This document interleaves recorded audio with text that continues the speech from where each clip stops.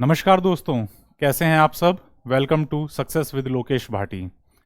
दोस्तों, पिछली क्लासेस में हमने प्रेजेंट टेंस के चारों parts present indefinite, continuous, perfect और परफेक्ट कंटिन्यूअस, इन चारों को कवर कर लिया है।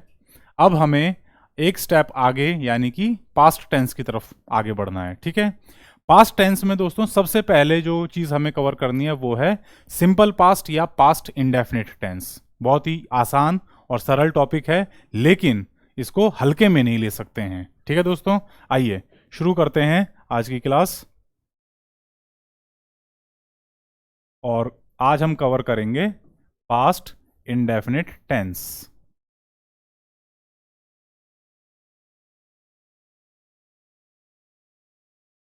काफी कुछ मिलता जुलता है प्रेजेंट इंडेफिनिट टेंस से, ठीक है, लेकिन इसकी अपनी कुछ खासियत हैं, अपनी कुछ विशेषताएं हैं, जिसकी वजह से ये हमें बहुत ही ध्यान से पढ़ना है। ठीक है, बात करते हैं दोस्तों सबसे पहले कि क्या होता है ऐसा एक्शन या ऐसा कोई काम जो कि भूतकाल में बीते हुए समय में हुआ है, तो उसे हम पास्ट इंडेफिनिट टेंस की मदद से डिस्क्राइब करते हैं, उसका वर्णन करते हैं। इसके स्ट्रक्चर को समझते हैं, बहुत ही ज़्यादा इंपॉर्टेंट है, थोड़ा सा टिपिकल भी है। बात करें इसके स्ट्रक्चर की, तो ये दो तरीके से आप कंस्ट्रक्ट कर सकते हैं।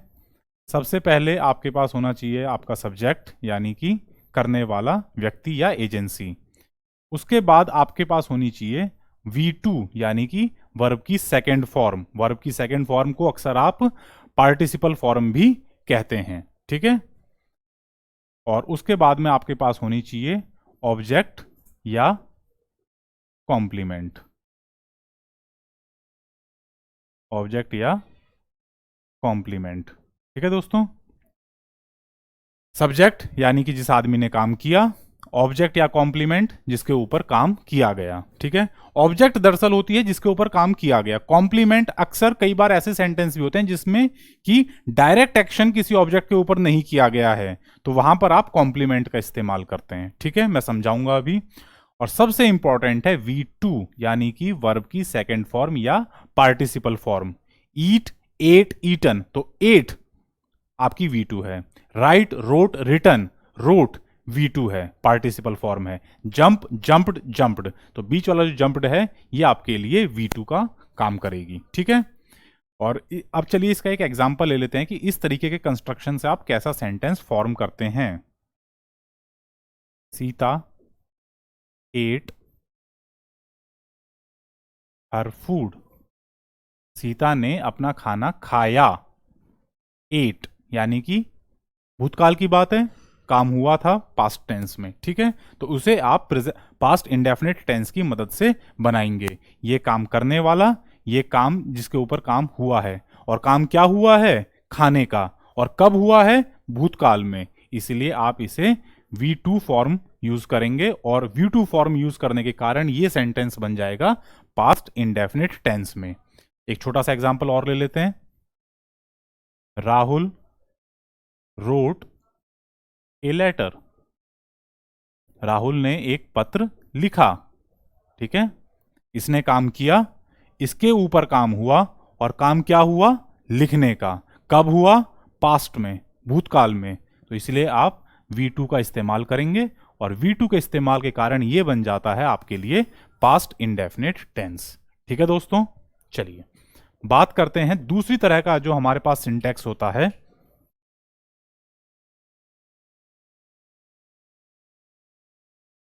दूसरी तरीके का जो सिंटैक्स होता है, दूसरी तरीके का जो सिंटैक्स है हमारे पास दोस्तों, उसकी बात करते हैं अब।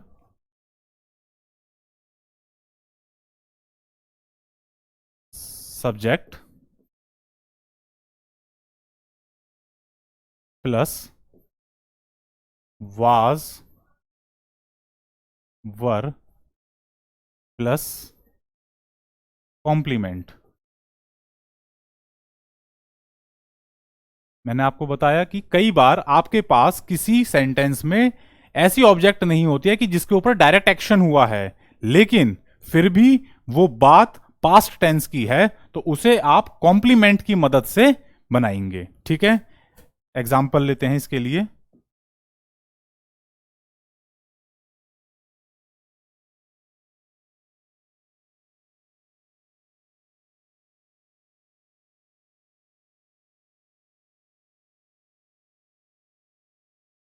He was in good mood, वो अच्छी मनोस्थिति में था। ठीक है, अब देखिए यहां पर कोई ऑब्जेक्ट नहीं है कि जिसके ऊपर काम किया जा रहा है, लेकिन क्योंकि ये चीज इसकी वजह से है, ये सब्जेक्ट है आपका, करता है। ठीक है, काम करने वाला व्यक्ति है। अब ये आपके लिए हो गया सब्जेक्ट और ये बनेगा आपके लिए कॉम्प्लीमेंट। क्यों? क्योंकि ये इसका पूरक है। कॉम्प्लीमेंट शब्द जो होता है इसका हिंदी में मीनिंग होता है पूरक। तो ये जो चीज है गुड मूड, ये इसके लिए पूरक है, इसका काम पूरा कर रही है। ठीक है, अब हमें समझना है कि यहां पर सर आपने वाज का इस्तेमाल क्यों किया है। क्योंकि सेंटेंस जो है हमारे पास हिंदी जो है वो है कि वह अच्छे मूड में, अच्छी मनोस्थिति में था। समझ रहे हैं मेरी बात? अब यहां पर आप V2 का इस्तेमाल नहीं कर सकते हैं, आपको वाज या वर का यूज करना होगा। ठीक है,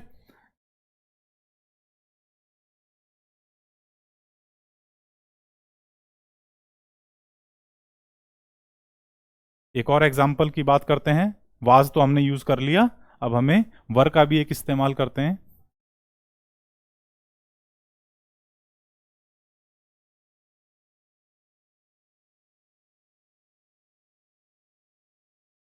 दे वर इन द प्लेग्राउंड। पूछा गया कि भाई कहाँ थे वो लोग, तो आपने बताया कि जी वो मैदान में थे। ठीक है, तो इस तरीके का सेंटेंस अगर कोई आपके पास है तो उसे भी आप पास्ट इंडेफिनिट टेंस में बना सकते हैं और इस तरह का स्ट्रक्चर यूज करेंगे, सब्जेक्ट, कॉम्प्लीमेंट और वाज या वर का। अब क्योंकि आपके पास सब्जेक्ट बहुवचन है, इसका नंबर कैसा है, ज्यादा है, कई लड़कों की बात हो रही है, तो इसलिए आप इसे वर का इस्तेमाल करेंगे। ठीक है, सिंगुलर सब्जेक्ट होता तो वाज का इस्तेमाल होता, प्लूरल सब्जेक्ट है तो आप वर का यूज करेंगे। ठीक है दोस्तों, आइए आगे बढ़ते हैं। अब हमें बात करनी है यूजेस की, कि कहां कहां पर कैसी कैसी सिचुएशंस में आप पास्ट इंडेफिनिट टेंस का यूज करते हैं। बहुत क्रिटिकल हो जाता है यह समझना कि यह चीज हमें इस्तेमाल कहां पर करनी है। केवल स्ट्रक्चर समझ लिया तो यह पूरा नहीं है, सफलता नहीं दिला पाएगा। आपको यह भी समझना है कि कोई भी अमुक टेंस, कोई भी पर्टिकुलर टेंस आप कौन कौन सी सिचुएशन में, कैसी कैसी सर्कमस्टेंसेस में इस्तेमाल करेंगे। तो बात करते हैं, सबसे पहला यूज जो इसका होता है, ऐसे एक्शन जो कि भूतकाल में हो चुके हैं। Actions happened in past. Happened यानी कि जिन्होंने, जो पूरे हो गए, हैपेंड इन पास्ट। जैसे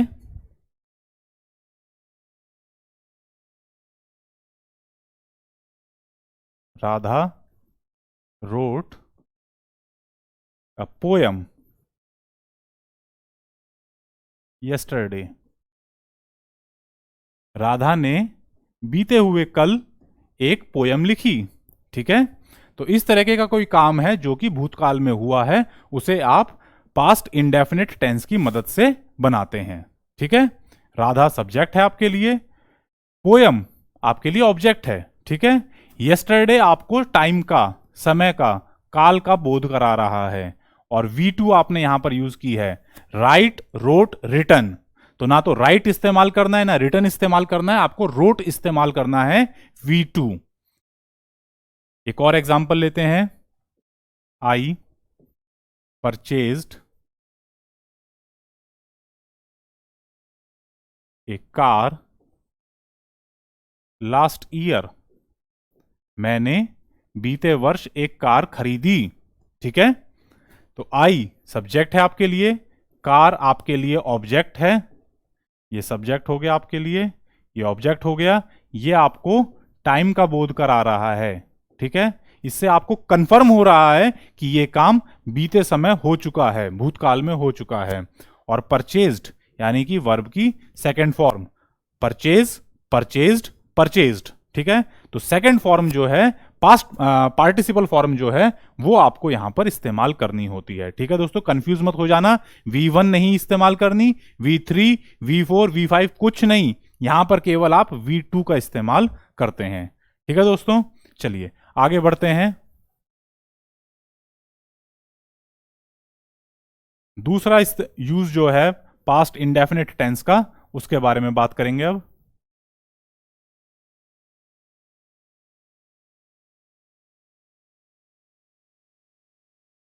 कई लोगों को कुछ आदतें होती हैं, ठीक है, और वो आदतें समय के साथ साथ छूट भी जाती हैं, है ना। कुछ आदतें होती हैं जो चलती रहती हैं, कुछ आदतें होती हैं जो समय के साथ साथ छूट जाती हैं। तो ऐसी कोई अगर किसी की आदत है जो कि बीते हुए समय की है, भूतकाल की है, तो उसे आप पास्ट इंडेफिनिट टेंस की मदद से बनाते हैं। ठीक है, देखिए कैसे, एग्जाम्पल की मदद से समझते हैं। ही ऑलवेज केम लेट, वो हमेशा लेट आता था। कह देते हैं ना अक्सर, किसी के लिए बात करते हुए, वो अक्सर लेट आता था, ठीक है, या वो अक्सर लेट आया करता था। तो ऐसी कोई आदत जो कि बीते हुए समय की है लेकिन अब नहीं है, तो उसे आप पास्ट इंडेफिनिट टेंस की मदद से बनाएंगे। अगर अभी भी है ही कम्स लेट, तब वो प्रेजेंट इंडेफिनिट में चला जाएगा दोस्तों, अगर अब भी उसकी वो आदत छूटी नहीं है। अगर छूट गई है, बीते समय की वो आदत है, तो उसे आप पास्ट इंडेफिनिट टेंस की हेल्प से बनाते हैं। ठीक है, एक और ले लेते हैं एग्जाम्पल। श्यामा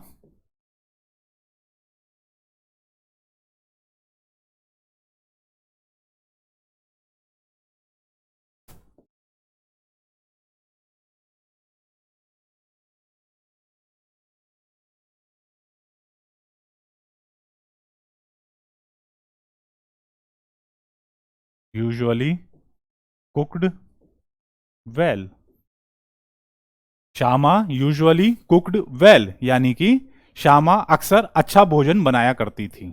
ठीक है, तो ये भी एक उसकी आदत है, एक हैबिट है, एक रूटीन है, लेकिन ये पास्ट का है, अब वो नहीं बनाती है। ठीक है, तो ऐसी कोई सिचुएशन आपके सामने है कि आपको पास्ट टेंस की किसी व्यक्ति की कोई आदत, कोई रूटीन डिस्क्राइब करना है अपने सेंटेंस में, तो आप पास्ट इंडेफिनिट टेंस का इस्तेमाल करेंगे। ये आपके लिए सब्जेक्ट है, ये आपके लिए कॉम्प्लीमेंट है। ठीक है, क्योंकि इसके अंदर वर्ब भी है और तरीका भी है, ये दोनों मिलकर के आपके लिए कॉम्प्लीमेंट है। ऑब्जेक्ट मत कह देना दोस्तों इसको। ऑब्जेक्ट में और कॉम्प्लीमेंट में यही फर्क होता है कि ऑब्जेक्ट में किस वस्तु के ऊपर डायरेक्ट असर पड़ रहा है उसका मेंशन होता है, यहां पर कोई वस्तु नहीं है। ठीक है, यहां पर एक वर्ब है और एक तरीका है। ये कुक आपके लिए वर्ब है, वेल तरीका है, अच्छे तरीके से भोजन बनाती थी। ठीक है, और यूजुअली क्या है, ये आपके लिए एडवर्ब है। ठीक है, चलिए आगे बात करते हैं। अब हमें बात करनी है इससे अगला यूज,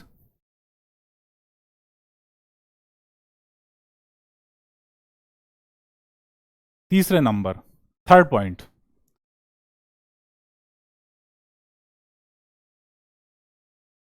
और बहुत इंपॉर्टेंट है।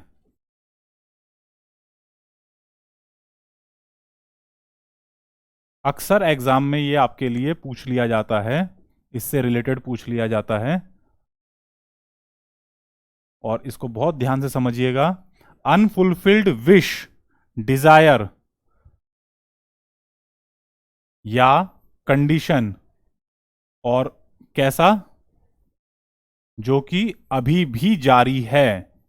आपके मन की कोई ऐसी इच्छा, कोई आशा, कोई कंडीशन जो आप चाहते हैं कि पूरी हो, आज भी चाहते हैं पूरी हो, लेकिन वो पूरी नहीं हुई है। ठीक है, तो ऐसी किसी बात को बताने के लिए, डिस्क्राइब करने के लिए आप कौन सा टेंस इस्तेमाल करोगे दोस्तों?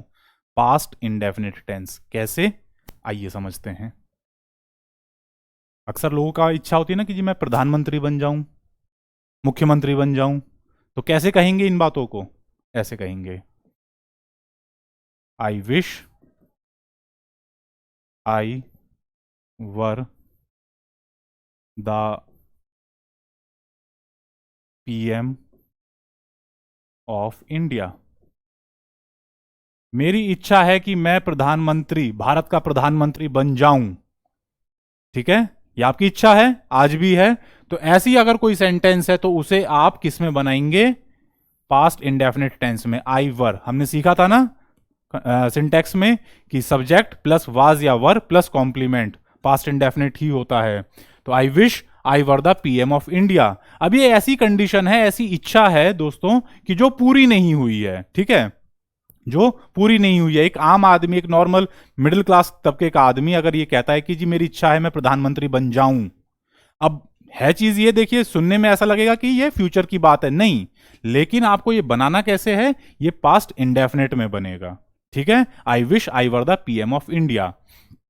इसी तरीके से आप और कोई विश कह सकते हैं, आई wish I were A army captain, कि मैं आर्मी में कैप्टन भर्ती हो जाऊं। आई wish I were the chief minister of Delhi, कोई व्यक्ति कहे कि जी मैं दिल्ली का मुख्यमंत्री बन जाऊं, मेरी ऐसी इच्छा है। तो ये सारे सेंटेंस आपके लिए कौन से टेंस में बनते हैं? पास्ट इंडेफिनिट टेंस में।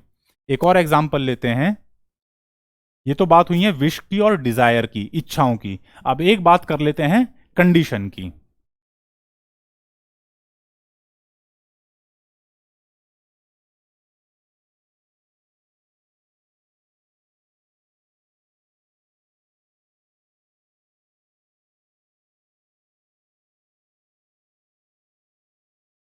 It is time you went to school, यानी कि ये सही वक्त है, ये वक्त है आपको स्कूल पहुंच जाना चाहिए था, लेकिन ये व्यक्ति स्कूल नहीं पहुंचा है। दोस्तों ध्यान देने वाली बात है अनफुलफिल्ड। यहां पर जो भी बातें की जा रही हैं वो कोई भी हुई नहीं है। ना तो ये व्यक्ति प्रधानमंत्री बना है, ना वो दूसरा व्यक्ति चीफ मिनिस्टर बना है, ना वो तीसरा व्यक्ति आर्मी में कैप्टन सेलेक्ट हुआ है, और ना ही ये व्यक्ति स्कूल पहुंचा है। तो सारी चीजें अनफुलफिल्ड हैं। ये इंपॉर्टेंट है दोस्तों, इसको ध्यान देना। कोई भी एक्शन इनमें से पूरा नहीं हुआ है, हकीकत नहीं हुआ है। सब लोगों की इच्छाएं हैं, लोगों की आकांक्षाएं हैं, ऐसी कंडीशंस हैं जो पूरी नहीं हुई हैं। तो उस अब अगर आपके सामने ऐसी कोई बात है कि ये सही वक्त है, आपको स्कूल पहुंच जाना चाहिए था, या आप इस तरीके से कह सकते हो कि आपको इस समय तक स्कूल पहुंच जाना चाहिए था लेकिन आप पहुंचे नहीं हो, तो ऐसी बात को जब आप ट्रांसलेट करेंगे या इंग्लिश में कंस्ट्रक्ट करेंगे तो आपको कौन सा टेंस इस्तेमाल करना है? Past indefinite tense. You went to school, तुम स्कूल गए, ठीक है। और साथ में क्या लगेगा? It is time. अक्सर लोग इसके साथ में एक और वर्ड इस्तेमाल करते हैं, it is high time. High time का मतलब होता है सही समय, बिल्कुल सही समय। दोनों का ही मतलब यही निकलेगा कि ये सही समय है कि आप स्कूल पहुंच जाते या पहुंच जाना चाहिए था लेकिन पहुंचे नहीं हो, ठीक है। समझ लीजिएगा दोस्तों इसको, ये अक्सर एग्जाम में पूछा जाता है। इस तरह के सेंटेंस आपको एरर स्पॉटिंग के लिए दे दिए जाएंगे, वहां पर इसकी जगह आई वाज दे देगा या I am the prime minister of India, इस तरीके से कुछ और टेंस दे देगा। लेकिन आपको इसको देख करके समझ लेना है कि अनफुलफिल्ड विश है, पूरी नहीं हुई है इच्छा, तो उसे आपको पास्ट इंडेफिनिट टेंस में ही कंस्ट्रक्ट करना होता है, ठीक है। क्लियर है दोस्तों? आइए अब एक और बात कर लेते हैं ऐसी जो कि हमें आगे भी करनी है लेकिन उसका यहां पर जिक्र करना बहुत जरूरी हो जाता है। पास्ट इंडेफिनिट टेंस की जब हम पूरी जानकारी अगर हमें लेनी है तो इस चौथी बात को भी हमें समझ लेना चाहिए, बहुत इंपॉर्टेंट है आपके लिए। आपने एक चीज सुनी होगी इंग्लिश ग्रामर में, change of narration, direct speech को इनडायरेक्ट स्पीच में बदला जाता है। तो इसके लिए मैं आपको बस एक छोटा सा मूल मंत्र दूंगा कि जब कभी रिपोर्टेड स्पीच कुछ नए शब्द आएंगे उनसे घबराइएगा मत, मैं सारा एक्सप्लेन कर दूंगा। अभी वीडियो को बस लास्ट तक देखिएगा, नहीं तो पूरी जानकारी नहीं मिल पाएगी दोस्तों।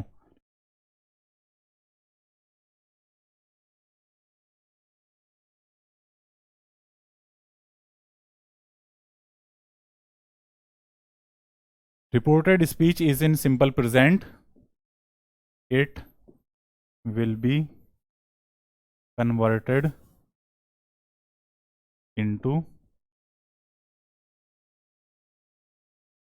Past indefinite. समझना दोस्तों बात को कि अगर आपका reported speech simple present tense में है तो उसे आप किस में बदलते हैं? पास्ट इंडेफिनिट में बदलते हैं। घबराना नहीं है कि सर नए नए शब्द दे दिए आपने, ये तो बम्बार्डमेंट हो गई, नहीं, ऐसा कुछ नहीं है। सुनिए, Ram said to Sohan, comma, inverted comma begin, I am a good boy. देखो दोस्तों, ये चीज हमें नरेशन का पूरा चैप्टर करेंगे उस समय बहुत डिटेल से समझनी है। अभी जो इंपॉर्टेंट चीज है वो मैं हाईलाइट करूंगा, उसे ध्यान रखना बस। दोस्तों, ये होती है डायरेक्ट नरेशन। राम ने सोहन से कहा, राम सेड टू सोहन, राम ने सोहन को बोला, सोहन से कहा। क्या कहा? ये जो कॉमा, इन्वर्टेड कॉमा के बीच में चीज होती है, ये वो बात है जो राम के मुंह से निकली है। ठीक है। I am a good boy, मैं एक अच्छा लड़का हूं। सपोज मैं राम हूं, सामने मेरे सोहन खड़ा हुआ है और मैं इससे कह रहा हूं, सोहन से कह रहा हूं, Ram said to Sohan, I am a good boy, मैं एक अच्छा लड़का हूं। अब देखिए, ये जो चीज होती है ये होती है आपके लिए रिपोर्टिंग वर्ब, आरवी।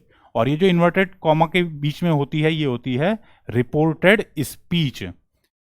मुद्दा ये है कि अगर रिपोर्टेड स्पीच के अंदर जो सेंटेंस दिया हुआ है आपको वो सिंपल प्रेजेंट या प्रेजेंट इंडेफिनिट है, तो बदलते समय जब आप नरेशन चेंज करेंगे तो इसका टेंस पास्ट इंडेफिनिट हो जाएगा। फिर से रिपीट करता हूं, चीजों को ध्यान से सुनना। रिपोर्टेड स्पीच के अंदर जो बात कही गई है, अगर वो सिंपल प्रेजेंट या प्रेजेंट इंडेफिनिट टेंस में है तो नरेशन बदलते समय, इनडायरेक्ट स्पीच में कन्वर्ट करते समय आप इसको सिंपल पास्ट या पास्ट इंडेफिनिट टेंस में बदलेंगे। कैसे? ऐसे, राम टोल्ड सोहन, राम ने सोहन से कहा। अब ये कॉमा, इनवर्टेड कॉमा हट जाते हैं और क्या आ जाता है इनकी जगह पर? दैट। अब आई की जगह पर हो जाएगा, sorry,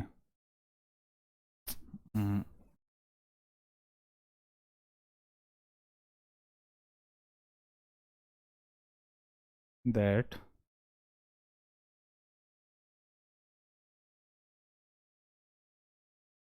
he was a good boy.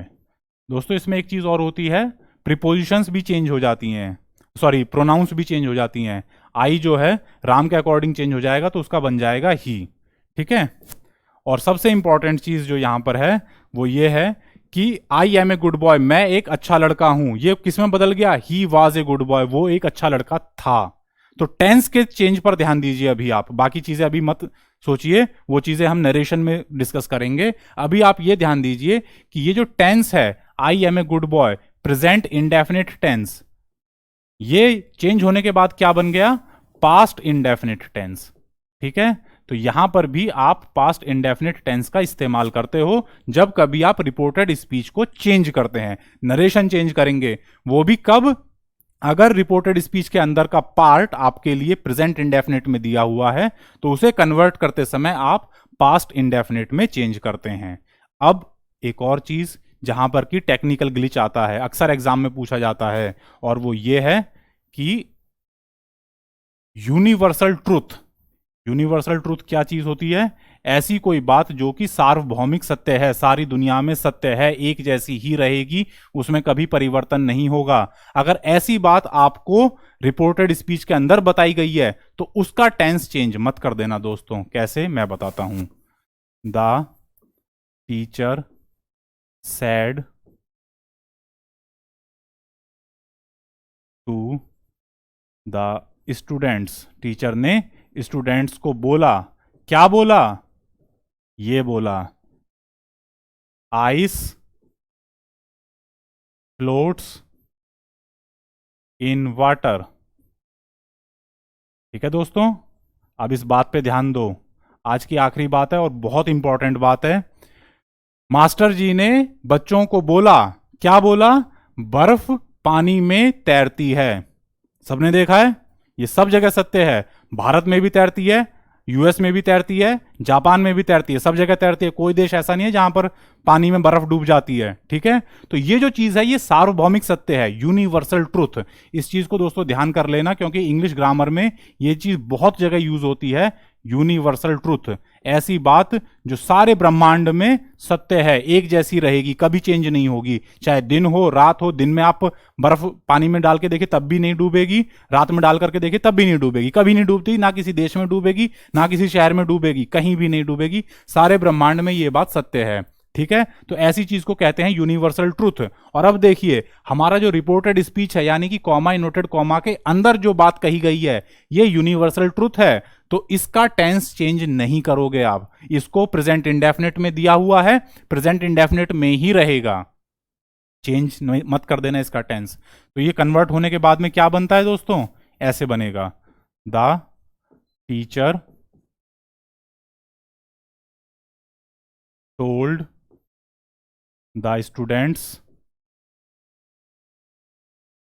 और आगे क्या बताया मैंने, कॉमा इनोटेड कॉमा को हटा दीजिएगा और दैट लगा देना, that ice floats in water. ठीक है दोस्तों, मास्टर जी ने बच्चों को बताया कि बर्फ पानी में तैरती है।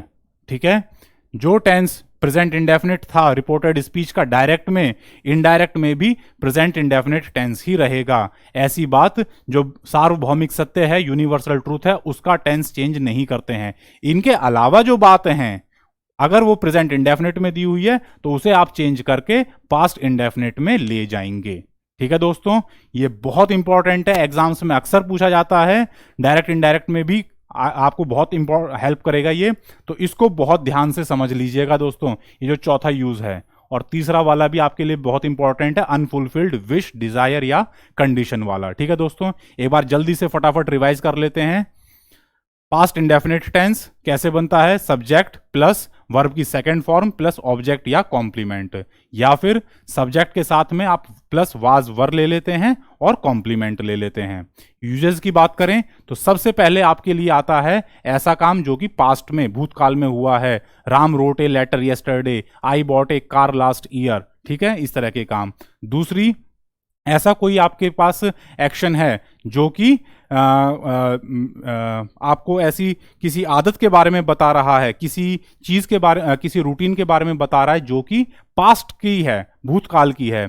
I my father use to walk in the morning, उनकी आदत थी। ठीक है, या Ramesh always came late, Ramesh अक्सर लेट आया करता था। तो इस तरह की कोई आदत या कोई रूटीन आप बताते हैं तो वो भी आप पास्ट इंडेफिनिट टेंस की मदद से बनाते हैं।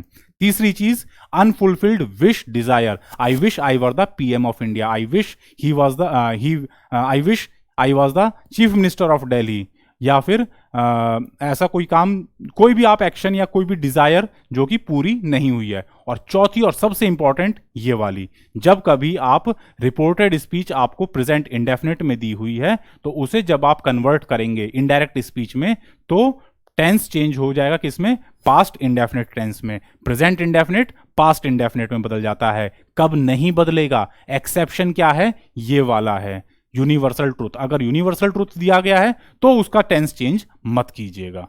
ठीक है दोस्तों, उम्मीद है चीजें आपको क्लियर समझ में आई होंगी। इसको बार बार रिवाइज कीजिए, जितना ज्यादा से ज्यादा कर सकते हैं प्रैक्टिस कीजिए, क्वेश्चन सॉल्व कीजिए। और काफी सारे एग्जाम्स अब आपके लिए लाइंड अप हैं। एसएससी ने काफी सारी CHSL का एग्जाम का नोटिफिकेशन जारी कर दिया है, मिनिस्ट्रियल स्टाफ आ रहा है दिल्ली पुलिस का, तो ये सारी चीजें आपको वहां पर देखने को मिलेंगी। अच्छी तरीके से इनको प्रिपेयर कीजिए, प्रैक्टिस कीजिए। ठीक है दोस्तों, आपसे अब इजाजत चाहूंगा। धन्यवाद, जय हिंद, नमस्कार, शुभ रात्रि।